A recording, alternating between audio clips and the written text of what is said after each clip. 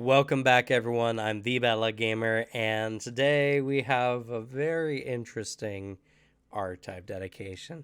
If you can't tell, I may be a little ragged. I'm almost pulling my hair out trying to figure this one out, but I think I've synthesized it down to the base components, and I hope to goodness that this build, or sorry, this archetype can be explained to you guys very simply by what I have to say. But today, we're talking about the Firebrand Braggart, which is the first organizational archetype I believe we've done here on the channel so far. So it's going to be a very interesting one. Organizational archetypes specifically are archetypes that have a prerequisite of being a member of that archetype. Now, however you go about doing this depends on you and your GM, obviously, but that can be a little bit of a bar to entry, as it can be somewhat hard. Your character might just not have a backstory that's conducive to that. And I don't know. It's something that I typically overlook in my games, but it's something that I figured I should mention. Now, the Firebrand Braggart also has a prerequisite of having a charisma of 14, which is not bad, but it's definitely a lot considering that this is it's a very much archetype. Very much. That doesn't make sense like linguistically, but once we get through this, I think you'll understand. So, the Firebrand Braggart is all about boasting, showing off, and doing a high risk, high reward style of maneuvers. And also, it kind of has an upgrading aspect to itself, which is interesting to say the least. But let's go ahead and bring up the initial dedication feat here. So, the initial dedication feat, that's a lot of text. And that's because a lot of what this has to say is just, I think, worded very poorly, and it's because it's very obtuse as far as the concepts it's interacting with. So let me go ahead and boil down what a lot of the dedication feat means. So the initial dedication feat gives you access to the boast action, which they should have just made it an action. Would have been a lot easier to identify. So you boast. You boast about a specific skill action. And if that skill action can be used with multiple skills, such as recall knowledge, you must specify what skill that action is going to be using when you make the boast. This is an action. So you make an action to boast that you're going to do something difficult and at penalty for bonuses, more or less. And what then happens is for the next minute, you must attempt a challenge using that boasted skill. And when you do, you roll that skill with disadvantage. You roll twice and take the worst result. And when you do so in this way, if you then succeed, you get a +1 circumstance bonus to all uses of that skill for the next 10 minutes. Which, I mean, is good, but I don't know. So essentially how you would use this one, right, is you say, I am going to trip that big behemoth. Or I'm going to grapple with it. And then you go up, you roll twice, you take the worst result, and if you manage to somehow succeed, all further uses of tripping or grappling will get a bonus of +1 for pretty much the rest of that combat, or 10 minutes. This can obviously be done even outside of combat, but there are some stipulations. First and foremost, the action you take must have a difficulty that is at least standard for your level, though can be higher at the GM's discretion. Not only that, but the boasted action must have some relevance. It can't be just something as simple as, I'm going to trip my ally, and then you trip your ally, and now you have a bonus for 10 minutes. That's not what it means. It has to be it either must be like a dangerous act or some act that puts your goals in peril. It has to be some kind of gamble, more or less. So, yeah, you are rolling a check that is already somewhat difficult, already kind of like a 50-50 on whether you succeed or not at disadvantage, and you only get a benefit when you succeed. and you can't do it on anything that isn't what can be judged very loosely as meaningful. So, yeah, it's a very strange dedication. Oh, and I totally forgot. If you fail the challenge, or if you don't do the boasted challenge within a minute, you now suffer a -1 penalty for an hour to the same kind of actions. This is surprisingly not terrible, because it just means, oh, well, now I just won't use intimidation for the rest of the combat, or the combats in this dungeon. I don't know. It really depends on how many skill proficiencies you have, and if it's like your major skill, then that can be a problem, but obviously there are ways to work around it. So, I don't know. And it's only a penalty of 1, which is not terrible, but not great either. It's just something that this is a lot for an initial dedication, and your probability of success is not high. And even if you do manage to succeed for whatever reason, you just get a +1 circumstance bonus for 10 minutes, which in a combat situation just means for that one combat, which doesn't have a lot of relevance. And if it's in a roleplay situation, how many skill checks do you make in 10 minutes? So it's very strange. And not only that, but once you boast, you can't do so again for a day. I just feel like it's just a lot on the line for not a little gain. And I don't know. It's not one I like it very much in particular, but we're just getting started. This is not even the more complicated of the feats on this list. Next up is Boaster's Challenge. It's actually a pretty good one. Now, you do need to be expert in deception, diplomacy, or intimidation to get access to this one. And more or less what you do is you challenge the enemy for an action. You challenge them either using your wits with diplomacy, or by tricking them with some kind of deception, or by intimidating them with your intimidation. And once you do so against their will DC, if you succeed, you get a +2 status bonus to damage rolls with your weapon or unarmed strikes against the foe until the end of your next turn. If you're a master, this is a +4, and if you're legendary, this is +6. On a critical success, the status lasts for 3 rounds instead of 1, or instead of the end of your next one. And whether you succeed or fail, the creature who witnessed your challenge gain a +4 circumstance bonus to their will DCs against your attempts to challenge for 1 minute. So all creatures who see you do this will get a bonus to try to avoid being challenged by you in this way. And it's interesting. I do like this one because if you're a very charismatic character, this is a really good way to just get some extra damage onto your rolls. +2 damage, nothing to sniff at, and depending on your skill proficiencies, up to a +6 to your damage. And all you gotta do is go against an enemy's will save. Will saves are actually one of the more commonly not great. It's either the middle or worst of an enemy's saves typically in the game. So it's not very bad. It's actually pretty good.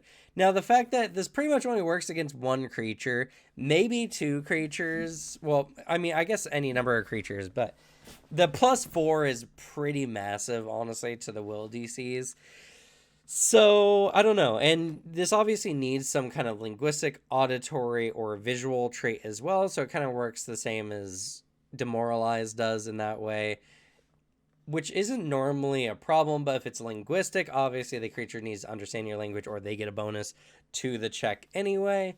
So it's good. I do like this one better than the initial dedication feat, don't get me wrong. It's just a lot here for just something that you just get extra damage on a target. But I do feel like this one is at least worth the risk.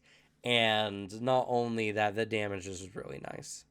Next up is Daring Act, which is a very interesting feat. So it's 2 actions, and essentially what it is you declare a target within your reach is the target, and you use either your athletics or your acrobatics, and you roll against a reflex DC. If you succeed, you can then move up to half your speed, or your full speed if you had critically succeeded, without provoking any kind of actions based on movement from, or any kind of reactions based on movement from the enemy. Not only that, they're flat-footed to your next strike until the end of this turn.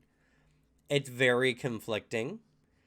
It depends on if you use the rule for, or the optional rule. I don't think it's an optional rule. It's something we do, but I'm not sure if it's an optional rule per se in the actual game, where you can do an action in the middle of movement and then finish that movement. This sounds like the initial intent is just, this allows you to reposition around your enemy without provoking attacks of opportunity, and they're flat-footed to your next attack, which is good. But the whole thing about like not provoking attacks of opportunity from a target is very typically to get away from them, and you could almost get the same effect by feinting, striking, and then taking the step action away. So, and then it's the same action economy too. Daring Act is interesting, but I don't see the major benefit to it, other than the fact that you get an enemy who's flat-footed based on an athletics or acrobatics check, and you can possibly use this as a good disengagement tool. But I don't know. It's very weird. Bravo's Determination is a really good reaction you get at level 8, and what the trigger is a foe strikes would reduce you to 0 hit points, and you weren't already at 1 hit point, and prevents you from stacking this. You also need to be an expert in Deception to pick this one up. So Deception looks like the de facto skill if you're going through the Firebrand Braggart dedication line. And so more or less what this does is it's a reaction that you make a Deception against the attack DC of the triggering strike. So the attack DC of the triggering strike, I don't know that means 10 plus what the strike actually made, or against the enemy's attack DC, which is 10 plus what they would add their attack modifier, obviously. I would assume that has to be the case, because otherwise, if they roll a 10, that means you have to like net 20 a check if you guys are relatively equal in scale, which seems wrong, honestly. But in any case, you make this Deception against it. If you succeed, rather than going to 0 hit points, you go to 1 hit point, but you increase your wound value. Now, if you critically succeed, you just stay at 1 hit point without reducing or increasing your wound value. And another thing as well, you take a penalty to this check equal to twice your current wounded value, if any. So if you're already wounded, this check becomes more difficult. This is really good, and even though you get reduced down to 1 HP, if you somehow on your next turn get your HP up, you can then take this reaction again without any penalties. There's no timer put on this one, like a lot of their other actions tend to be. So, depending on how you're playing, this might be an interesting way to just kind of not go down by continuously making checks. You might be getting wounded more and more by the round, but it's better than dying or going unconscious. So Bravo's Determination is actually not that bad, and I think I like this one in the Firebrand Braggart. Great Boaster. Oh, goodness gracious. This is a hard one. I'm going to read it verbatim, and I want to know in the comments down below how many of you had to double take or reread this like I did, because whew, boy, it's rough. First of all, you need a 16 in charisma to pick this one up. And then, let me read it. Your bragging is particularly effective. If you succeed at a boast, you can attempt a great boast about the same skill by using your Firebrand Braggart dedication action about the same action during the duration of your original boast circumstance bonus.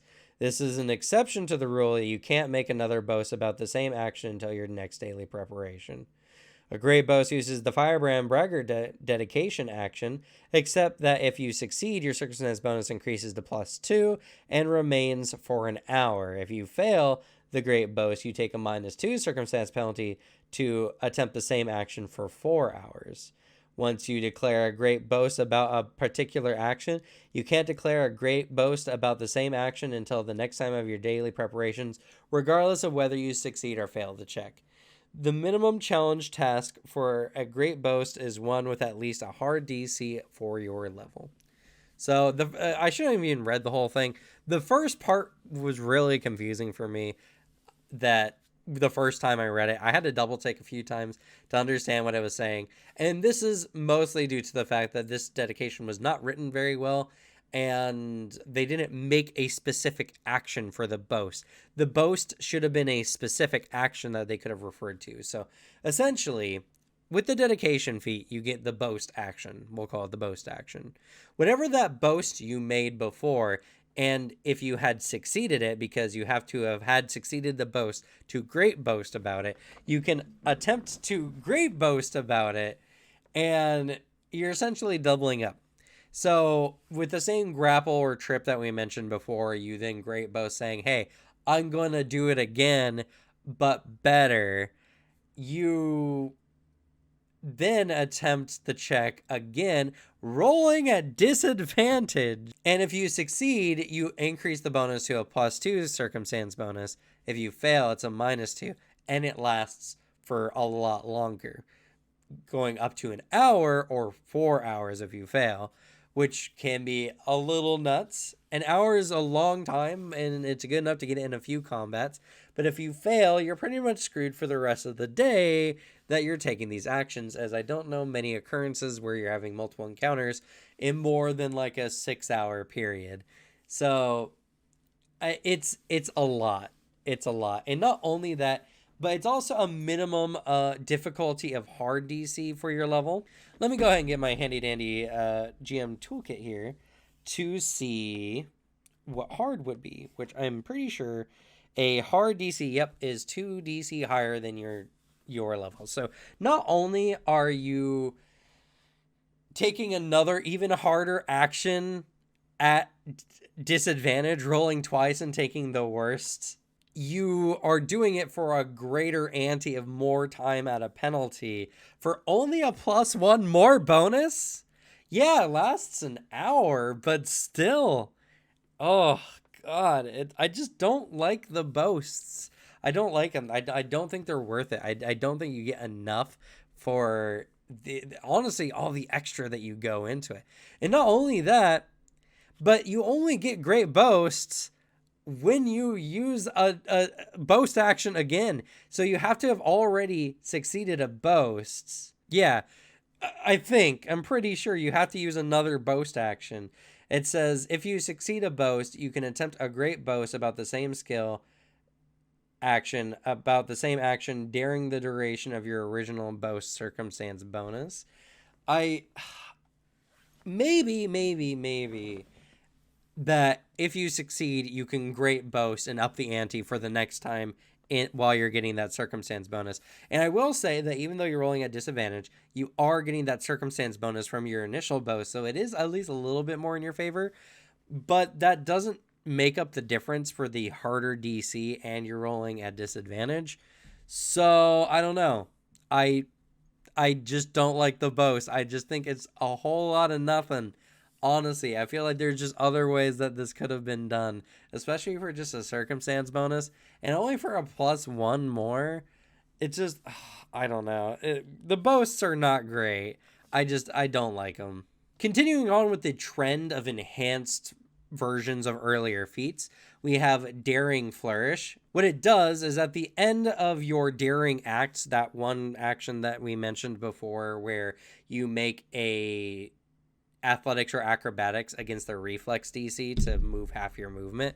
Well, now when you are done moving, you can attack and the enemy is flat-footed to that attack, and they're flat-footed to your next attack until the end of your turn.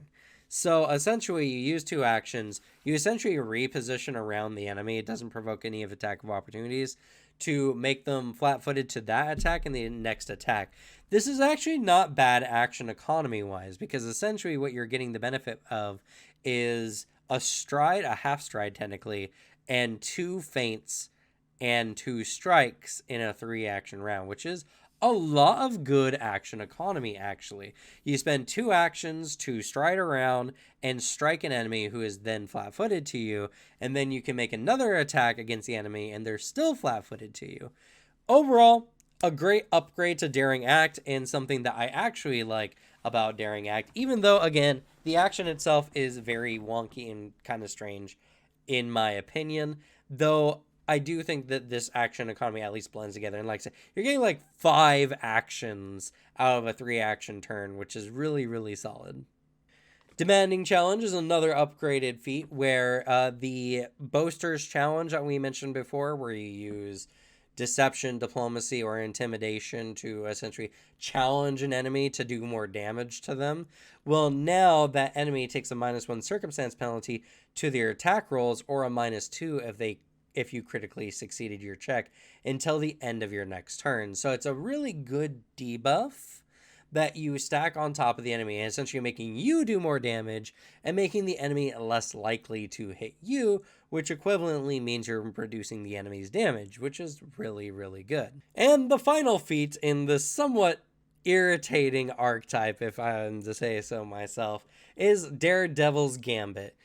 It's a very interesting one, and it enhances the daring action, I guess, even more. So during your daring act, oh my goodness, you can enter the target space and remain there until the beginning of your next turn, or until the target moves, whichever comes first. You gain a +2 circumstance bonus to AC, and your target is flat-footed against your attacks while you're sharing the same space in this way. If any creature other than your target hits you with an attack while you're sharing your target space, attempt a DC 15 flat check. On a success, resolve the attack against the target you're sharing a space with using the same attack roll result that hit you. This is really good, though it makes the whole, like, oh no, you can move without provoking attack or opportunities half your space more meaningless.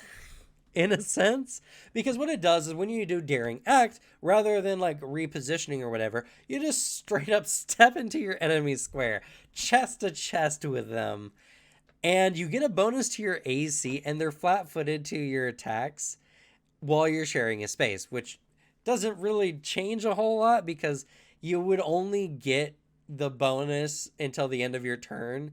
So, and you're already getting them flat-footed anyway, so there's actually no added benefit. The benefit for doing this is the +2 circumstance bonus to your AC, and if an enemy hits you, you have a 25 chance of redirecting that hit to your enemy instead, which is really good, and overall I think is just an upgrade to the action as a whole, and one of the very few unique ways you can share spaces with enemies in the game. I don't know how that's overly applicable, as that's so rare that there's not even like niche situations where that isn't very handy, but I do think it's good, and again, it makes Daring Act even better. So honestly, if you just skip completely Great Boasts, or Great Boaster, I guess, and just focus on the Daring Act based feats, I think Firebrand Braggart is actually not that bad. The initial dedication feat is just kind of off, and it's very obvious that whoever worked on the Firebrand Braggart dedication feats doesn't work on a lot of the feats that the game has, or archetypes that the game has in general, because this was very confusingly written. I hope that this video was able to help you guys decipher somewhat what the Firebrand Braggart is about. And if it did, leave a like for all the effort and all the hair pulling I had to do to figure it out. And if you want to see more videos like this, subscribe, because we do all the archetypes here on the channel, or I plan on doing them all. Plus, we talk all things tabletop here, including war games like Warhammer 40k. We even have a Discord linked down in the description where you can go to meet other people and join one of the many games that people are starting in our Discord server, which is pretty cool. But that's going to be it for me. Firebrand Braggart is an interesting dedication. I do think there is some good in this dedication at the very least, though you have to wade through some of the very, very wordy feats, but I think that there's some good here. Anyway, good luck with your games. Leave the bad luck to me, and I'll see you all next time. Bye.